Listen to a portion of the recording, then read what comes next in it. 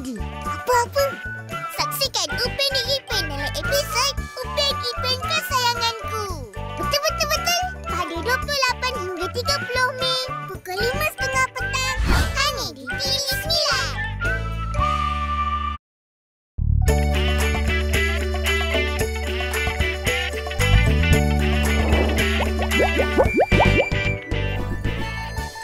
Alamak, duit aku hilang. Tak boleh beli aiskrim. Itulah. Saksikan Upin dan Ipin dalam episod Cuai Cuai Cuai. Betul-betul pada 8 hingga 10 Jun pukul 5.30 petang hanya di TV9.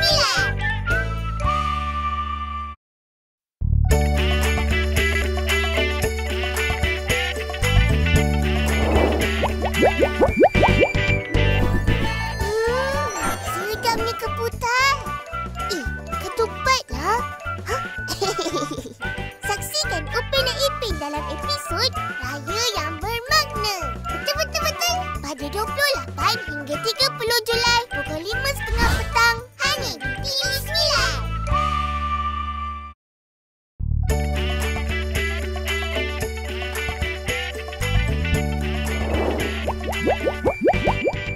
Cacik, kau tahu ke pelangi itu apa?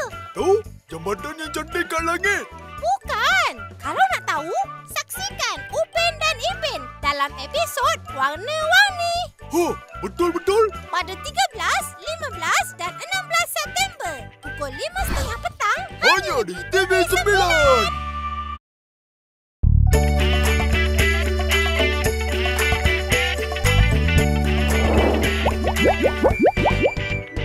Ipin, jangan pakai cermin mata opa. Nanti mata kau rosak. Ya ke? Iya. Saksikan Upin dan Ipin dalam episod Jaga dan Hargai Mata. Betul-betul pada 18 hingga 20 September pukul 5.30 petang hanya di TV9.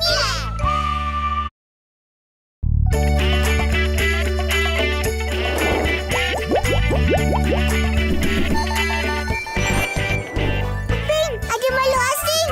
Takutnya. Apa nak takut? Ultra Meribot kan ada? Saksikan Upin dan Ipin dalam episod Upin Ipin dan Ultra Meribot. Betul-betul pada 14 hingga 16 November pukul 5.30 petang hanya di TV9.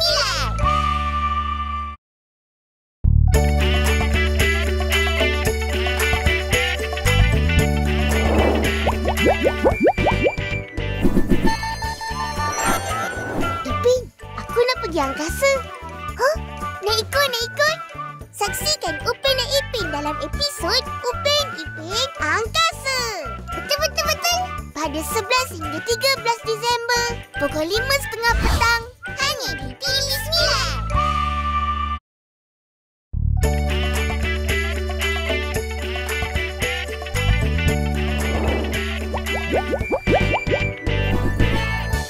Umi, kamu suka aiskrim buah ke?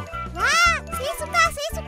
Saksikan Upin dan Ipin dalam episod Hasil Tempatan. Marvelous! Pada 14 hingga 16 Disember pukul 5.30 petang hanya di TV9.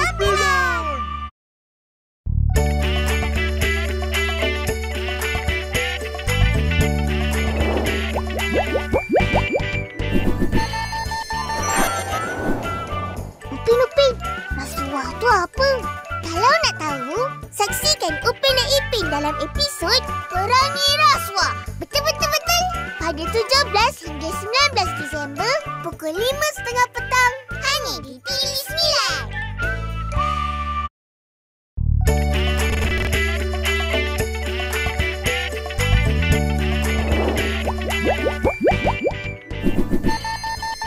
Apa tu, Upin? Kasut ke? Selipar lah, Ipin. Macam lain je. Saksikan Upin dan Ipin dalam episod Terompah Opah. Betul-betul pada 20 hingga 22 Disember pukul 5.30 petang hanya di TV9.